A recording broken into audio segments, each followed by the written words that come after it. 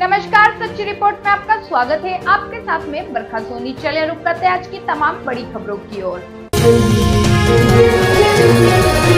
ICC में T20 world cup 2024 में Pakistan team का प्रदर्शन कुछ खास नहीं रहा। पाकिस्तान को पहले संयुक्त राज्य अमेरिका ने सुपर ओवर में हराया, फिर भारतीय टीम के हाथ उसे 6 रनों से हार झेलनी पड़ी। बाबर सेना ने इसके बाद जरूर कनाडा और आयरलैंड के खिलाफ संघर्षपूर्ण जीत हासिल की, मगर यह सुपर 8 में पहुंचने के लिए काफी नाकाफी था। उत्तर प्रदेश के मेरठ स्थित एक वाटर पार्क में स्लाइडिंग करते वक्त हादसा हो गया। दरअसल स्लाइडिंग के दौरान एक युवक बेहोश हो गया। आनंद फानन में उसे अस्पताल ले जाया गया, लेकिन डॉक्टरों ने उसे मृत घोषित कर दिया। मृतक एक निजी बैंक में मैनेजर था। उसके साथियों का आरोप है कि वाटर पार्क में डॉक्टर की व्यवस्था नहीं थी। अगर होती तो शायद जान बच जाती। लोकसभा चुनाव में जीत के बाद प्रधानमंत्री नरेंद्र मोदी की अगुवाई में उनकी कैबिनेट ने हाल ही में शपथ ली थी, लेकिन 3 बार मंत्री रहे फग्गन सिंह कुलस्ते को इस बार मंत्रिमंडल में जगह नहीं मिली। मध्य प्रदेश की मंडला लोकसभा सीट से 7वीं बार जीत दर्ज कर चुके बीजेपी के आदिवासी नेता कुलस्ते ने कहा, मैं 3 बार राज्य मंत्री रहा हूँ, 4थी बार राज्य मंत्री बनना सही नहीं है, इसलिए मैंने साफ इनकार कर दिया। मैंने कह दिया कि कैबिनेट मंत्री बनना सही रहेगा। महाराष्ट्र के मुंबई में धार्मिक भावनाएं भड़काने के मामले में 3 लोगों के खिलाफ केस दर्ज किया गया है। दरअसल यहां एक मटन शॉप के मालिक के खिलाफ बकरे पर राम लिखने का आरोप लगाया था।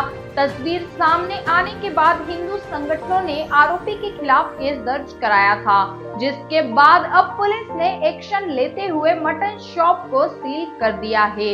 मुंबई के सीबीडी बेलापुर पुलिस स्टेशन को शिकायत मिली थी कि मुंबई में एक मटन शॉप के मालिक ने हिंदू देवी देवताओं का अपमान किया है।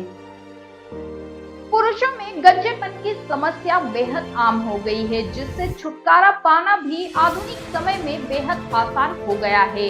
अब ऐसी तकनीक आ गई है जिससे गंजे होने के बाद भी अपने सिर पर घने लहराते बाल आ सकते हैं। हेयर ट्रांसप्लांट भी ऐसा ही एक तरीका है जिससे गंजे पर बाल उगाए जा सकते हैं। गंजेपन से छुटकारा पाने के लिए दुनिया भर के लोग तुर्की का रुख करते हैं और अब आलम यह है कि तुर्की दुनिया का हेयर ट्रांसप्लांट कैपिटल बन गया है। बहू हमारी रजनीकांत फेम एक्ट्रेस रिद्धिमा पंडित बीते कुछ दिन से क्रिकेटर शुभमन गिल से शादी को लेकर चर्चा में है। सिद्धार्थ कनन को दिए इंटरव्यू में एक्ट्रेस ने कहा कि मैं शुभमन को पर्सनल नहीं जानती हूँ। जब उनके साथ मेरी शादी की खबरें उड़ी तब मैं बहुत हैरान हुई थी। जिस दिन मैं और शुभमन मिलेंगे इन बातों पर खूब हंसेंगे।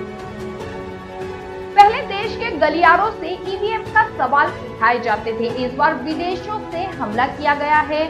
सवाल पूछे जा रहे हैं कि क्या ईवीएम को हैक किया जा सकता है। दरअसल लोकसभा चुनाव के नतीजों के बाद इस बार ईवीएम पर सवाल उठाने वाला विपक्ष चुप बैठा था, लेकिन एक रिपोर्ट ने शांत बैठे विपक्ष को सरकार को घेरने का एक और मौका दे दिया है।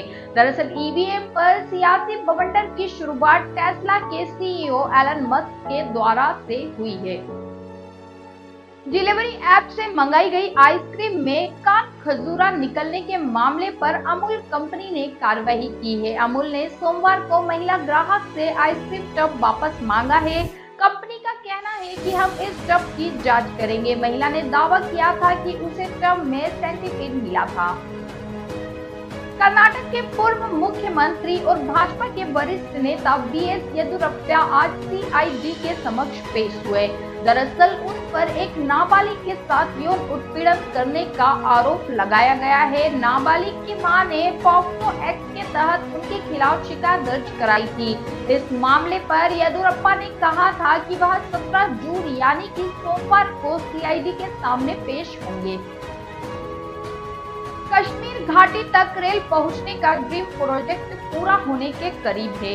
रविवार को संगलदान सियासी ट्रैक के परीक्षण के लिए इंजन चलाया गया। रेलवे अधिकारियों ने कहा कि ट्रायल पूरी तरह सफल रहा। जम्मू के सियासी जिले के कावला कोटा से चक्कर दोपहर 3 बजे इंजन सियासी रेलवे स्टेशन पर पहुंचा। इंजन आने की सूचना पर लोग स्टेशन पर पहुंच गए। जैसे ही इंजन बक्पल सुरंग पार कर सायरन बजाता हुआ रियासी पहुंचा तो स्टेशन भारत माता की जय से गूंज उठा। अब तक के लिए बस इतना ही। फिर होगी आपसे मुलाकात ऐसी ही बड़ी खबरों के साथ। देखते रहिए सच्ची रिपोर्ट।